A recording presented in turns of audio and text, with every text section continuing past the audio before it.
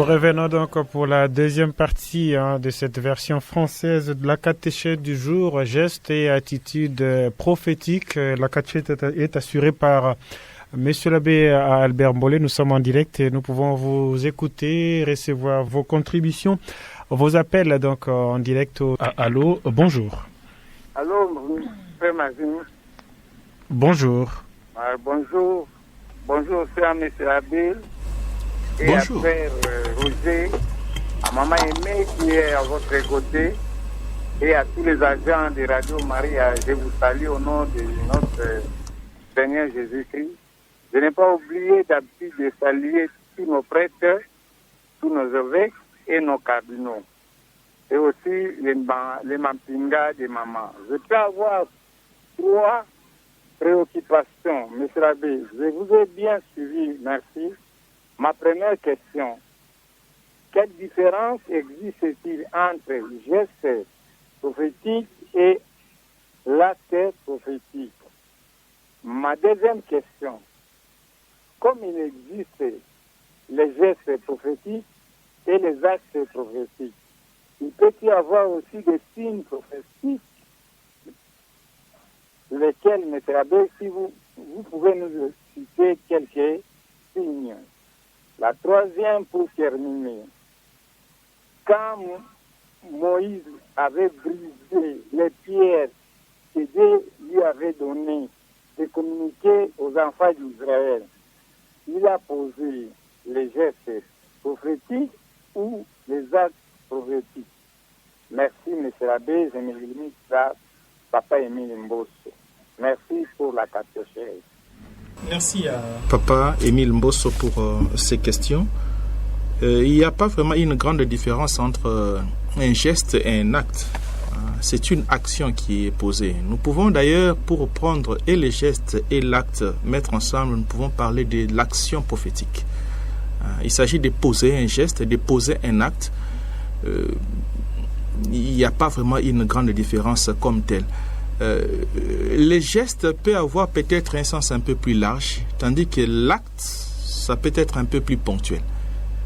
Les gestes peuvent s'élargir. Les gestes peuvent être accompagnés des accessoires, tandis que l'acte est une action posée de manière assez ponctuelle. Mais que ce soit les gestes ou l'acte, ça revient au même. Il s'agit d'une action, c'est un mouvement. C'est un mouvement qui est allé, qui est posé, un geste a un sens. Nous pouvons prendre l'exemple, nous avons donné quelques exemples de gestes qui sont posés. Par exemple, rester célibataire pour le cas de Jérémie. Il reste célibataire et il explique cette attitude-là. Et acte, par exemple, pour les cas de Osée, Dieu lui a demandé d'épouser une prostituée et il le réalise effectivement ce que Dieu lui a demandé de faire. Donc si vous remarquez bien, vous verrez que et les gestes et les actes, ou les gestes et l'acte, n'a pas vraiment une grande différence comme telle. Ce sont des actions à poser ou encore des mouvements à poser. Comme il y a des gestes ou les actes, au lieu de mettre la conjonction, on peut dire geste ou acte prophétique. Les gestes ou actes prophétiques, est-ce que, par rapport à la deuxième question, il n'y a pas de signes prophétiques? Effectivement, il y a aussi des signes prophétiques, c'est-à-dire les résultats des actes ou des gestes posés. Je peux prendre les cas, pour prendre un petit exemple, de la maladie, la pandémie par exemple. Moïse arrive devant le pharaon, il dit voilà, si tu ne libères pas les enfants d'Israël, tu seras frappé. C'est une parole prophétique, un langage prophétique, mais qui sera accompagné aussi de signes. Effectivement, on a vu les 10 plaies. Les 10 plaies peuvent être considérées comme aussi des signes.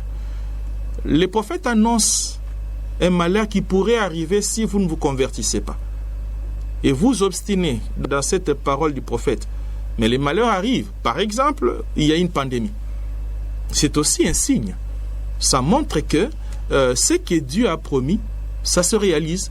Et ce que Dieu a promis, il l'a promis par un geste ou un acte. Et voilà que cela arrive aussi. Donc les signes prophétiques existent aussi. Quand nous parlons des signes, c'est-à-dire des sens, et c'est ça la sémiologie. Les sens que revêt un acte posé, c'est ça. Les sens que revêt un geste posé par les prophètes. Et donc ce que Moïse a fait, pour autant que nous avons expliqué, les gestes et les actes, ça revient au même, ça peut être considéré comme un geste prophétique ou un acte prophétique. Merci à Papa Émile.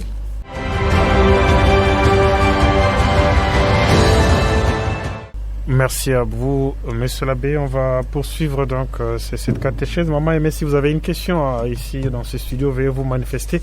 Sinon, on vous prend déjà de l'étranger. Maman Aimée. Merci beaucoup, Maxime. Merci, Père, pour la catéchèse. Le geste prophétique. Parlons plutôt de la prophétie, mon Père. Peut-on considérer la prophétie comme un outil de combat spirituel? À vous attendre parler, la prophétie, c'est quelque chose qui nous aide à bien mener notre vie, ici et maintenant, n'est-ce pas, pour nous convertir à l'avenir. Donc, ce qui se passe maintenant, ce qui me conduit maintenant, je dois tout faire pour me convertir et demain pour avoir des résultats, si ce n'est que être en bonne relation avec Dieu et avec mon prochain. Et la liste n'est pas exhaustive comme vous avez dit. Nous voyons aussi Élisée qui jette le sel pour purifier l'eau. Nous voyons Jonas avec le peuple de Ninive, ils ont porté les sacs pour que Dieu ait pitié d'eux.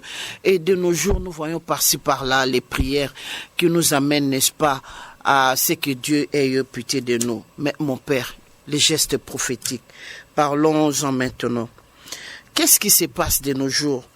Nous voyons, il y a d'autres personnes qui, il prend son mouchoir des poches, le jette sur la foule, et la foule qui tombe de gauche, il y a sa veste, il prend la veste, il la jette sur la foule, et la foule tombe à droite. Et il y a même ceux qui exagèrent jusqu'à ce que, si on peut dire quoi, ses fidèles lui baisent même les chaussures, ou bien il enlève ses chaussures pour mettre sur un fidèle qui est malade, et en disant que tout ce que lui porte est sacré, tout ce que lui porte peut guérir. Qu'est-ce que vous pouvez un peu nous dire à propos de cela, mon Père? Sinon, merci. Merci beaucoup à Maman Aimée. C'est pertinent ce que vous venez de dire. D'abord, la première question. Un geste prophétique peut être considéré comme un outil de combat spirituel. On définit le combat spirituel de cette façon. Là, je rentre la Bible, Éphésiens chapitre 4. C'est là que Paul définit le combat spirituel, c'est-à-dire notre ténacité à pouvoir vivre notre foi. Et il donne les instruments. Et nous pouvons ajouter dans les instruments à utiliser pour vaincre dans le combat spirituel, il y a aussi le geste prophétique. Dans le sens, le geste prophétique est un langage. Et parlant de langage, nous voyons quoi? Le message. Et en parlant de message, c'est la parole de Dieu. Dans le combat spirituel, comme outil, la parole de Dieu. Paul en cite aussi la parole de Dieu comme outil dans le combat spirituel. Et cette parole de Dieu nous est transmise aussi comme message venant du prophète. Le prophète peut aussi nous transmettre la parole de Dieu en message, et donc on peut considérer les gestes prophétiques, pour autant que c'est un langage, une expression, la manière dont Dieu nous parle, nous communique, comme aussi un outil de combat spirituel. Alors là, dans ce sens, il faut considérer maintenant les gestes prophétiques dans le cadre du charisme. Dans le cadre du charisme ponctuel, le Seigneur peut utiliser quelqu'un pour transmettre un message dans un contexte de combat spirituel. C'est comme ça que nous pouvons aussi considérer les gestes prophétiques ou les attitudes prophétiques comme étant un outil de combat spirituel, pour autant que ça nous accompagne dans notre manière de vivre la foi. Ça nous accompagne comme instrument pour vaincre avec la foi et donc la parole de Dieu. L'évocation de tout à l'heure là, des gestes prophétiques, on a vu certaines personnes appelées entre guillemets des hommes de Dieu en train de lancer le foulard, poser des gestes pratiquement spectaculaires et disant que comme il est prophète, voilà ce qu'il doit faire. Si vous remarquez bien, des gestes comme tels, partant des objets, c'est plus dans l'Ancien Testament. C'est plus dans l'Ancien Testament. S'il faut prendre la ceinture pourrie, les champs achetés, le mariage avec la prostituée, c'est plus dans l'Ancien Testament. Et dans le Nouveau Testament, même s'il faut découvrir les gestes. D'ailleurs, j'avais oublié de citer les textes des Actes 21, 10 à 12. C'est prophète Agabus qui a pris la ceinture de Paul. Il s'est noué les mains et les pieds pour montrer ce qui arrivera à Paul. C'est un geste prophétique aussi. Et qui n'a pas le sens qu'aujourd'hui on découvre dans beaucoup de gens. Ceux qui croient que il faut lancer des foulards ou encore, je ne sais pas moi, cracher sur les gens comme geste prophétique, je risque même de dire c'est la magie pratiquement. Si on croit que c'est comme ça qu'il faut poser un geste prophétique, ça n'a pas de sens. Même pour reprendre le cas de Paul, on dit que Paul avait un certain pouvoir. Quand les gens touchaient même son vêtement, les gens obtenaient la guérison. C'est ce qui a donné pratiquement une explication sur la pratique des reliques dans notre Église. Les habits de Paul, les gens arrivaient à toucher les habits de Paul, les recouvrer la santé ou encore la guérison. Ce que les apôtres ont posé ou encore les prophètes ont posé dans l'Ancien Testament, ça n'a pas le même sens avec ce qu'ils font aujourd'hui.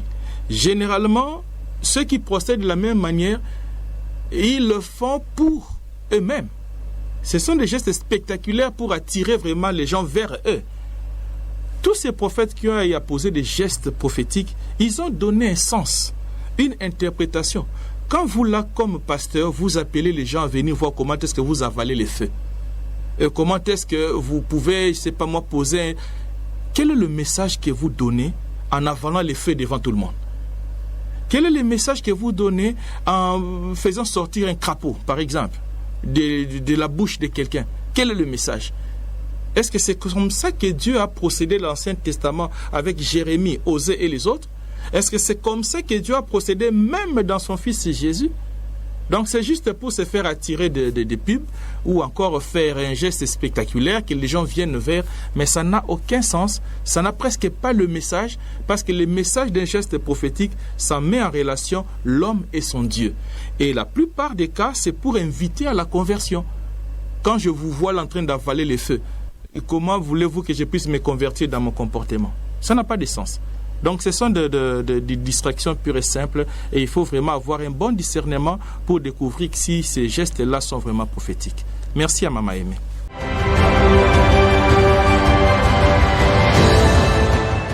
Merci à vous, Monsieur l'abbé. On va prendre ces messages. Shalom Radio Maria, shalom Monsieur l'abbé. On va prendre donc ces messages qui nous viennent des Goma qu'on va découvrir. Voilà. Jérémie a fait des gestes prophétiques d'où il marchait pieds nus et autres, j'en passe. Maintenant, de nos jours, comment reconnaître vraiment que ces gestes est prophétique? Et puis, quand le pape voyage et donne un baiser sur la terre étrangère, et c'est un geste prophétique qui montre quoi au juste? Merci Monsieur l'abbé pour la catéchèse du jour. C'est Christophe Kalenga à Goma Paroisse Saint-François-Xavier. Merci à notre frère Christophe depuis Goma pour sa question. J'avais bien voulu, pour ne pas rester seulement figé dans la Bible, et prendre aussi des cas ponctuels, des cas récents à nos jours aujourd'hui. J'ai cité les papes François, les saints papes Jean-Paul II, pourquoi pas les papes François. Alors, tous les gestes ou encore actes prophétiques, c'est un message. Les messages qui ne concernent pas les prophètes avec l'autre, mais les messages qui concernent l'homme avec Dieu. Quand un geste est posé, qu'on qualifierait de prophétique, c'est toujours un langage, un message que Dieu apporte à son peuple. Ce peuple est dépourvu de la compréhension de sa parole. Alors, Dieu procède par ces gestes-là. De nos jours, c'est vrai, il y a des gestes prophétiques que je viens d'illustrer. Prenons le cas de cette rencontre des belligérants du Sud-Soudan, où on a vu le pape François baiser les pieds de ces belligérants. Voilà vraiment un bel exemple de nos jours qui montre ou encore qui définit ce que c'est un geste prophétique. Le sens que donne le pape François en posant ces gestes, c'est l'invitation à l'humilité. Humiliez-vous et réconciliez-vous. C'est plus simple. Abaissez-vous l'un vis-à-vis de l'autre. C'est ça vraiment le geste prophétique. Il faut que ça nous amène au message évangélique. Et le message évangélique, c'est l'humilité, c'est l'amour, la réconciliation, le pardon, et ainsi de suite. Tant qu'un geste que quelqu'un qualifierait de prophétique ne donne pas un message biblique ou encore un message évangélique, c'est-à-dire invitant à l'amour, à l'humilité, au pardon, à la conversion, ce n'est pas un geste prophétique. Ce n'est pas un geste prophétique. J'ai cité le pape Jean-Paul II qui est allé glisser une enveloppe contenant le message de pardon demandé aux Juifs. C'est pour nous amener à la réconciliation et c'est ce que Dieu nous demande. Donc, un geste prophétique, un acte prophétique a comme message l'évangile, les vertus évangéliques, l'amour, le pardon, la justice, la réconciliation, la paix. Tant que ces gestes-là ne nous amènent pas surtout à la conversion, on ne peut pas considérer ça comme un geste ou encore un acte prophétique. Moi, je cite seulement ce que je vois et ce que nous avons vu, notamment les gestes du pape Saint Jean-Paul II et du Saint-Père, le pape François, comme sont de belles illustrations de ce que nous avons cité, de ce que nous avons appelé des gestes ou encore actes prophétiques. Si vous remarquez quelqu'un en train de poser un geste prophétique, et un geste ou un acte qu'il considère comme prophétique, il faut découvrir le sens. Quel est le sens qui sort de ces gestes-là? Et si c'est un sens évangélique, alors on peut considérer ça comme un acte ou un geste prophétique.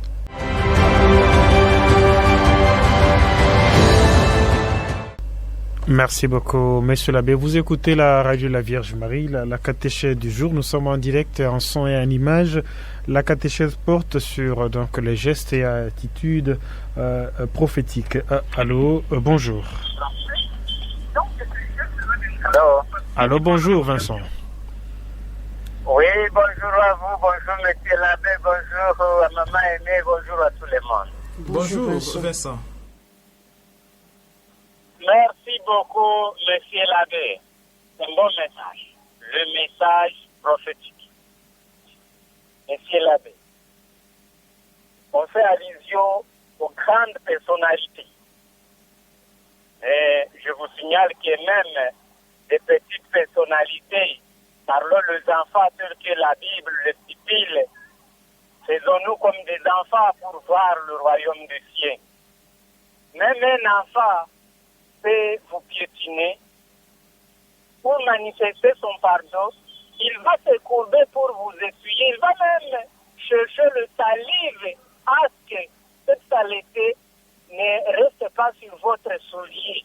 Faut pas même, il va utiliser son habit qu'il porte, afin qu'il puisse bien essuyer. Il va rester calmement comme si rien n'était.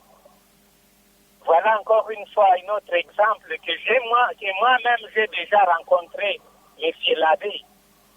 En plus de cela, comme question maintenant, j'aimerais savoir, geste prophétique égale geste de générosité, c'est ça ma question maintenant. Ou bien il y a une différence. Merci beaucoup et courage. Il y a eu d'abord une contribution de sa part, et effectivement, montrant ces bel exemple, quand quelqu'un demande pardon, c'est un geste prophétique. Alors ici, nous parlons des gestes prophétiques, nous ne parlons pas du langage prophétique, ça c'est encore un autre sujet, et je propose à ce que le Père Roger y revienne là-dessus, parlant du langage prophétique, paroles prophétiques. Nous sommes encore au niveau des gestes. Alors, quand quelqu'un arrive à poser un geste notamment, vous l'avez illustré, essuyer, chaussures sur lesquelles vous avez marché, et c'est aussi un geste prophétique. La question qui vient d'être posée par Vincent, la générosité, c'est un acte prophétique aussi, ou encore un geste prophétique. Je disais, tout ce que nous sommes appelés à poser, allant dans l'essence des valeurs évangéliques, doivent être considérés comme des gestes et actes prophétiques. La générosité, c'est ce qui nous est recommandé dans la Bible, dans l'Évangile. Et donc, comme nous sommes des chrétiens baptisés, des prophètes de par le baptême, et donc les actes de chrétiens en principe doivent être des actes prophétiques. Parce que nous avons reçu une mission d'être des prophètes. Et donc, comme missionnaires et comme prophètes dans cette mission, nos actes, nos gestes doivent être des gestes et des actes prophétiques. Générosité, par exemple, il revient à un chrétien d'être généreux. Quand un chrétien est généreux, généreuse, alors il est en train de réaliser ou d'accomplir un geste ou un acte prophétique. Donc, la générosité est aussi considérée comme un geste ou encore un acte prophétique. Merci à Vincent.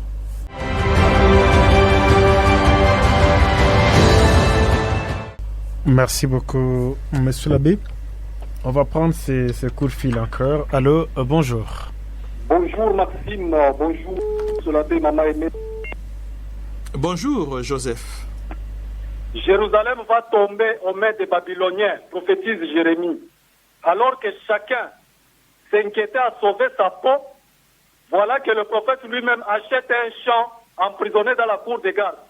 Est-ce que le prophète Jérémie n'est-il pas devenu fou? Ma deuxième question. Les gestes prophétiques et symboliques de Jérémie sont souvent assez spectaculaires. C'est là la problématique. C'est que ces gestes-là qui sont tellement spectaculaires ont un caractère un peu magique, monsieur l'abbé. Même si ils sont attachés à l'oracle de Dieu. Vraiment, je trouve que ces gestes de Jérémie sont surprenants et même provoquants. Et comme acte spectaculaire, ils sont un peu attachés un peu à la magie. Pour terminer, la conquête des Tyr par Nabucodonosor, prophétisée par Ézéchiel au chapitre 26, n'a pas eu lieu. Je crois entre Ézéchiel ou Jérémie, je crois Ézéchiel. Mais comment résoudre aujourd'hui le problème posé par la non-réalisation de certaines prophéties venant de Dieu lui-même? A-t-il retiré son oracle? Merci, monsieur l'abbé, pour le moment, je m'arrête là. Merci beaucoup à Joseph Desmaries pour ces 3 questions.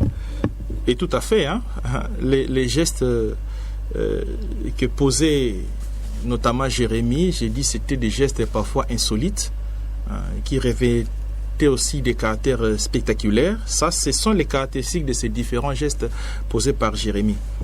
Alors, je disais que tous les gestes prophétiques, notamment d'Osée, Jérémie, Isaïe et bien d'autres prophètes de l'Ancien Testament, sont inspirés par Dieu lui-même. Et c'était efficace. La manière de réaliser ces gestes-là, c'était anodin, insolite, spectaculaire. Tout ça sont des qualificatifs de ces gestes-là. Mais peu importe le qualificatif d'un geste prophétique, c'était le message de Dieu. C'était voulu par Dieu. Marcher pieds nus, porter un joug avec des cordes, ou encore marcher nus, pieds nus, c'est anodin, insolite. D'ailleurs, ça devenait davantage fort dans le message à percevoir de la part de Dieu. On s'étonne, mais comment nous sommes encerclés, Jérusalem, encerclés par les Babyloniens? On ne peut rien faire, donc on nous a dépouillés de tout. Mais dans ce contexte, Jérémie parvient à acheter un champ. C'est un message. C'est bizarre, d'ailleurs les gens le considéraient comme un fou.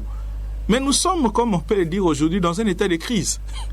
Nous sommes dans un... C'est quoi encore l'expression qu'on vient d'élever? L'état d'urgence. Mais comment on est dans cette situation et toi tu te parviens à être à l'aise? Tu vas même acheter un champ en bonne et due forme en plus. Il a légalisé même les documents. Les gens s'étonnaient, mais ce monsieur, c'est un fou. Évidemment, Joseph Desmaries, il a été considéré un fou. Mais dans sa folie, il y avait un message. Et quel est le message? Que l'avenir est certain. Même si on nous a encerclés, même si nous allons être déportés en exil, mais l'avenir est certain. Nous serons quand même en mesure de pouvoir nous effectuer, nous retrouver dans nos droits et nos devoirs. La deuxième question. Non, les gestes spectaculaires, que ce soit de Jérémie et autres, n'avaient pas un caractère magique. Pour autant qu'ils étaient inspirés par Dieu. Il n'y avait rien de magie. C'était vraiment spectaculaire, insolite, bizarre, compliqué, mais Dieu l'a voulu ainsi. Dieu l'a voulu ainsi. C'était inspiré par Dieu, raison pour laquelle cela avait de l'efficacité dans sa réalisation. Et pour Chita, la troisième question, comment comprendre que la non-réalisation de certaines prophéties? Oui, mais Dieu est souverain. Il peut dire à son prophète d'annoncer tel fait. Mais il est souverain comme il peut aussi retirer ce qui est envisagé ou encore ce qui est prophétisé. Dans quel sens? Tout ce que les prophètes exigent en posant un geste prophétique, tout ce que les prophètes recommandent au peuple bénéficiaire de ces gestes prophétiques, c'est de se repentir. Prenons le cas de Jonas. Quand Jonas est arrivé à Ninive, il annonce. Sûrement, il a posé des gestes, pourquoi pas un langage prophétique, parce que c'était un prophète. Il annonce. Et qu'est-ce que les Ninivites ont fait? Ils se sont repentis, du chef jusqu'au plus jeune. Et qu'est-ce que la Bible nous dit? Dieu, en voyant la manière dont les Ninivites se sont convertis, il s'est retiré, il s'est repenti. C'est le langage que la Bible utilise. Donc, Dieu, si jamais il promet dans l'Ancien Testament précisément que voilà ce qui peut arriver si vous ne vous convertissez pas. Dans le sens où si vous vous convertissez, Dieu se répand, Dieu se retire dans sa décision. Et donc, ce qui a été annoncé ne peut pas se réaliser si et seulement si vous convertissez. Voilà, merci à Joseph et Marie.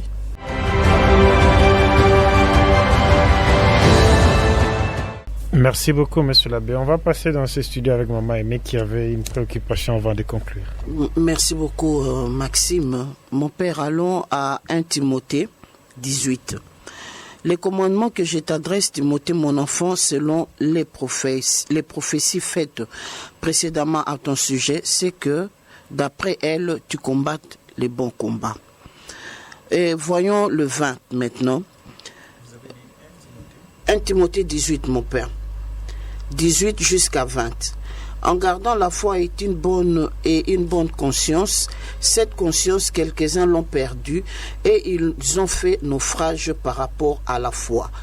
De ce nombre sont Hyménée et Alexandre que j'ai livrés à Satan, afin qu'ils apprennent à ne pas blasphémer. Quelles étaient les prophéties qu'on a faites à Timothée?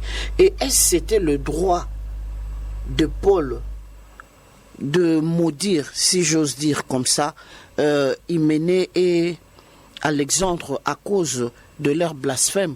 Ou bien il devait... Est-ce que ce sont des paroles prophétiques que Paul donne à Hyménée et à Alexandre? Merci, mon père. Merci à Maman Aimée pour sa question. Il y a précision, c'est 1 Timothée chapitre 1, verset 18 et suivant. Voilà. Ok. Il faut situer cela dans un contexte. Alexandre le forgeron, c'était vraiment un tyran. Alexandre le forgeron. D'ailleurs, Paul s'est plaigné par rapport à son attitude. Est-ce qu'il envoie ce message? Il m'a dit, il m'a fait beaucoup de mal. Dieu lui-même révaudra sa situation, sa cause. Il s'est plaigné. C'était vraiment un tyran. Et parlant des prophéties, n'oublions pas que Paul, c'était un bon juif. Il se situe dans ce contexte-là de la prophétie dans l'Ancien Testament. Et que ce que Dieu prononce et avait comme impact ou encore conséquence les malheurs qui pourraient arriver si jamais l'homme persiste à faire le mal. Et c'est dans ce contexte-là. Il rappelle à Timothée que même si Alexandre forgeron persiste, et les prophéties disaient quelqu'un qui ne se répand pas, voilà ce qui lui arrivera. C'est un rappel dans un contexte précis de l'Ancien Testament. Et ce qui se faisait, et que les prophètes annonçaient le message de Dieu, si le peuple ne se répand pas de son mal, voilà ce qui lui arriverait. Et c'est le cas aussi pour Alexandre. Paul le rappelle, il continue à faire mal, Alexandre. Mais s'il ne se répand pas, on laisse sa cause à Dieu. parce que Dieu demande à ce qu'on arrête de faire le mal pour qu'advienne le bien. Mais si on persiste, on ne veut pas se repentir, voilà ce qui arrivera. Donc on peut situer cette exhortation de Paul à son fils Timothée dans ce sens-là. Merci.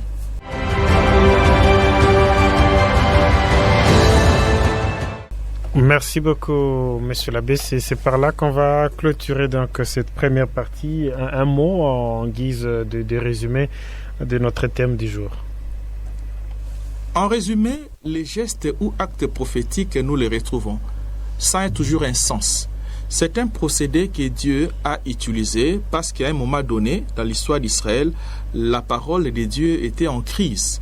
Les peuples n'écoutaient plus ce que les prophètes disaient. C'est ainsi que Dieu a procédé par les gestes et les actes dans la vie des prophètes pour amplifier davantage ou faire comprendre ou expliciter ses paroles. Et quand les prophètes de l'Ancien Testament le faisaient, c'était en vue du repentir du peuple dans sa relation avec Dieu. Et dans le Nouveau Testament, Jésus, le grand prophète, il a aussi posé des gestes et actes prophétiques. Les gestes et actes prophétiques, c'est pour dévoiler sa messianité ou son messianisme. C'est concerné lui-même, notamment la destruction du temple, l'entrée triomphale à Jérusalem, la résurrection de Lazare.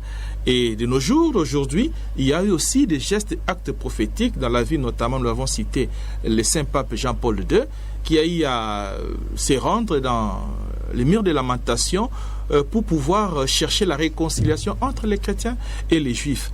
Et aussi le pape Jean-Paul II, on a vu les gestes posés devant les belligérants du Sud-Soudan. Et tout cela a un message évangélique invitant à la pénitence, à la conversion et à l'amour. Et tout baptisé, pour autant que c'est un prophète, nos actes et nos gestes doivent être des gestes et actes prophétiques à l'image de ce que Jésus nous enseigne dans l'Évangile. Voilà en résumé ce que nous pouvons retenir. Merci beaucoup, Monsieur l'abbé. Merci également aux équipes techniques de Radio Maria à Kinshasa, à Goma, à Bukavu, à Kananga. Et merci également aux équipes techniques des radios-télévisions diocésaines Nguizani qui nous ont pris en relais. Merci surtout à vous, chers auditeurs, d'avoir suivi cette première partie en son et en image.